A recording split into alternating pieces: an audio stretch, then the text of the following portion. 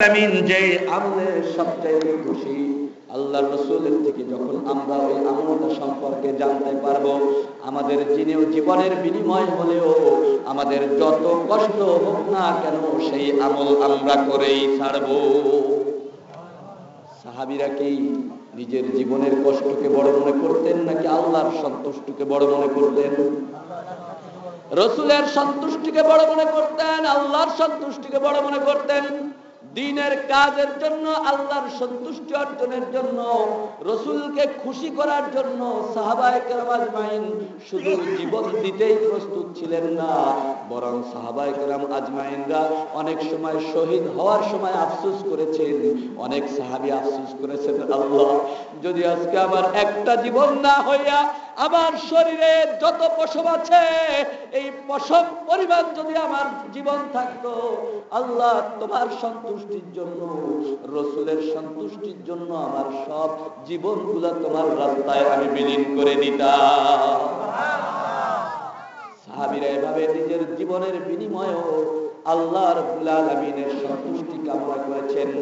সাহাবীরা বললেন, আমরা নেক ওই প্রিয় আমলটা সম্পর্কে যখনই জানবো, যত কষ্ট হোক, যত ক্লান্ত হতে হয়, যত ত্যাগ স্বীকার করতে হয়, যে কোনো কিছুর বিনিময়ে আমরা সেই আমলটা করব। আমার শ্রোতা মণ্ডলী ভাইয়েরা, ইমানদার মুসলমানেরা, আমার আপনার কাছে, আমার পক্ষ থেকে আপনাদের কাছেও আমার এই দাবি, সাহাবায়ে কেরাম আজমাইন যেমন নাকি প্রতিজ্ঞা করেছেন আল্লাহর সবচাইতে প্রিয় আমলটা আমরা যত ত্যাগের বিনিময় হোক না কেন আমল করব, এই তারাবুনিয়াবাসী আশপাশের মুসলমানদের কাছে আমার প্রাণের দাবি, আমরা এই আমলটা সম্পর্কে যখন জানব, তখন যত কষ্ট হোক না কেন ওই আমলটা আমরা করতে চেষ্টা করব। রাজি আছি না নাই? সবাই রাজি আছি? আমার ভাইয়েরা, সেই আমলটা কি? আল্লাহ পাক রব্বুল আলামিন বলেন, ইয়া আইয়ুহাল্লাযীনা আমানু, হে ঈমানদারেরা, হে মুমিনেরা, হে আল্লাহতে বিশ্বাসীগণেরা, হাল আদুল্লুকুম আলা তিজারাতিন, এমন একটা ব্যবসা সম্পর্কে কি আমি তোমাদেরকে বলে দিব না?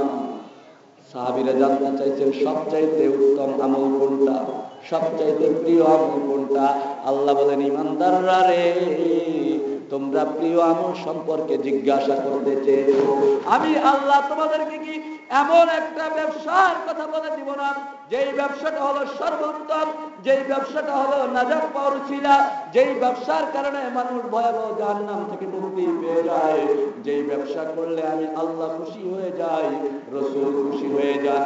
হে আমার ঈমানদার বান্দারা, আমি কি তোমাদেরকে এমন একটা ব্যবসার কথা, বিজনেসের কথা বলে দিব কিনা? বলবো? আল্লাহ পাক বলছেন, এটা কি আপনাদেরকে বলবো? আল্লাহ পাক রব্বুল আলামিন ব্যবসার অফার দিলেন। আমার ঈমানদার বান্দারা, ব্যবসার অফার দিয়েছেন ঈমানদারদেরকে নাকি বেঈমানদেরকে? কাফের মুশরিকদেরকে নাকি মুসলমানদেরকে? মুসলমান ঈমানদার যারা, আল্লাহ রাব্বুল আলামিন তাদেরকে ব্যবসার অফার দিলেন, প্রস্তাব দিলেন, আমার ঈমানদার বান্দারা, তোমরা যদি আমার সন্তুষ্টি চাও, আমাকে খুশি করতে চাও, আমি তোমাদেরকে এমন একটা ব্যবসার কথা বলে দিব, যেই ব্যবসা করলে আমি আল্লাহ খুশি হয়ে যাব, যেই ব্যবসায় তোমরা যদি মনোনিবেশ করো, আমি আল্লাহ যে ভয়াবহ জাহান্নাম দেখেছি, জাহান্নাম থেকে মুক্তি পেয়ে যাবে। ও ঈমানদার বান্দারা, তোমাদেরকে আমি সেই ব্যবসাটার কথা বলে দিচ্ছি। আমার ভাইয়েরা, আল্লাহ পাক যে ব্যবসা করতে চান, আল্লাহ পাক আমাদেরকে যে ব্যবসায়ী পার্টনার বানাইতে চান, আল্লাহ পাক ক্রেতা, আমরা বিক্রেতা, আমরা ক্রেতা, আল্লাহ পাক বিক্রেতা, এই ধরনের কোন ব্যবসা যদি আমাদের সামনে আসে, সকলে করব তো ইনশাআল্লাহ? সবাই করব। যারা ঈমানদার তারা করবে, যারা বেঈমান কাফের মুশরিক, যারা মুনাফিক, যারা মুসলমান নামের ধোঁকাবাজ, যারা মুসলমান নামধারী কিন্তু খাঁটি মুনাফিক, যাদের অন্তরে মুনাফিকি আছে, তারা তো এটা করতে চাবে না, চেষ্টা করবে না। যারা ঈমানদার, যারা আল্লাহকে পাইতে চায়, যারা আল্লাহর সন্তুষ্টি কামনা করে, তারা তো যত কষ্ট হোক সেই ব্যবসা করতে চেষ্টা করবে। কারণ ব্যবসাটা যেন কোনো মানুষের সঙ্গে নয়, দুনিয়ার কোনো সিটার বাটপারের ব্যবসায়ের সঙ্গে নয়, দুনিয়ার কোন শিল্পপতি কোন বড় ব্যবসায়ীর সঙ্গে নয়, বরং ব্যবসা হচ্ছে স্বয়ং আল্লাহর সঙ্গে। কার সঙ্গে? আল্লাহর সঙ্গে ব্যবসা। এত সুন্দর একটা প্রস্তাব। আমরা দুনিয়াতে যদি বড় মানুষের সাথে ব্যবসা করার সুযোগ পাই, নিজেকে কত ভাগ্যবান মনে করি। বাংলাদেশের যারা বড় বড় ব্যবসায়ী আছে, বাংলাদেশের যারা নামকরা শিল্পপতি আছে, বাংলাদেশের মিনিস্টার যারা বড় বড় ভিআইপি যারা, তাদের সঙ্গে যদি আমার মতো আপনার মতো ক্ষুদ্র মানুষকে ব্যবসার অফার দেয়, কোন মিনিস্টার এসে যদি বলে, অমুক আব্দুর রহমান, আব্দুল করিম, আব্দুল জব্বার, আব্দুল সত্তার, আমি এসেছি তোমার সঙ্গে একটা ব্যবসার প্রস্তাব নিয়ে, তুমি আমার সঙ্গে একটা ব্যবসা করতে পারো, যেই ব্যবসা করলে তুমি লাভবান হবে, কোনো প্রকার ক্ষতিগ্রস্ত হবে না। কোন মন্ত্রী যদি এই ধরনের ব্যবসার প্রস্তাব নিয়ে, আমি তারাবুনিয়াবাসী একজন ক্ষুদ্র, একজন গরিব ফ্যামিলির সন্তান, আমার কাছে যদি আসে, এটা আমার জন্য খুশির বিষয় নয় কি? খুশি কিনা বলুন আমার ভাইরা? একজন মন্ত্রী, একজন বড় শিল্পপতি আমার সঙ্গে ব্যবসা করবে, এটাকে আমি অনেক বড় মনে করি, এটাকে আমি গনিমত মনে করি।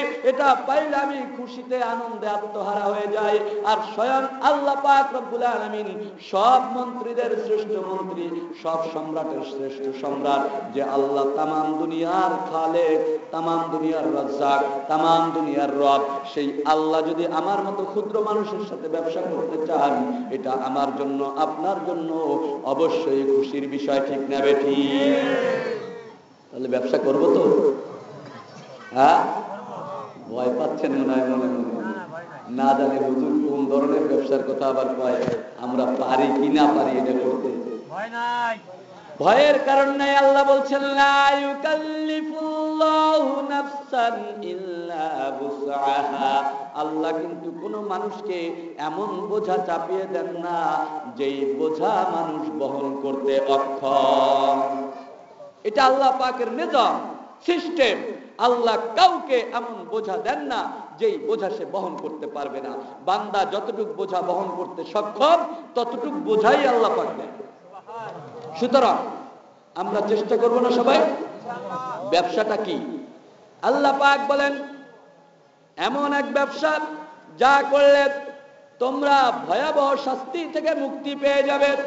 সেই ব্যবসাটা হলো, আল্লাহ পাক রব্বুল আলামিন বলছেন, তুমিনুনা বিল্লাহি ওয়া রাসূলিহি ওয়া তুজাহিদুনা ফি সাবিলিল্লাহি বিআমওয়ালিকুম ওয়া আনফুসিকুম, যালিকুম খায়রুল লাকুম ইন কুনতুম তা'লামুন।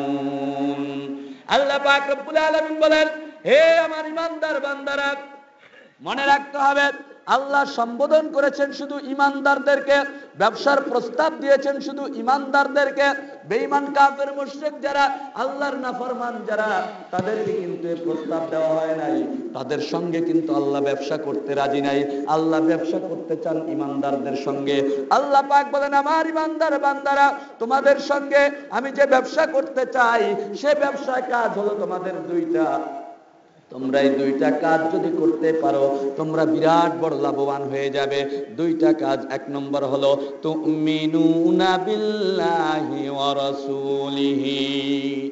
এক নম্বর কাজ হলো তোমরা আল্লাহর উপর ঈমান আনবে, আল্লাহর রাসূলের উপর ঈমান আনবে, আল্লাহ পাককে বিশ্বাস করবে, আল্লাহ পাকের রাসূলকে বিশ্বাস করবে। আল্লাহ পাক রব্বুল আলামিনের ভালোবাসা অন্তরে থাকতে হবে, আল্লাহর ভয় অন্তরে থাকতে হবে। ঈমানের দাবি হলো এটা। আমি বললাম আমি ঈমানদার, আমি ঈমানদার, আমি ঈমানদার, কিন্তু আমি নামাজের সময় মসজিদে গেলাম না।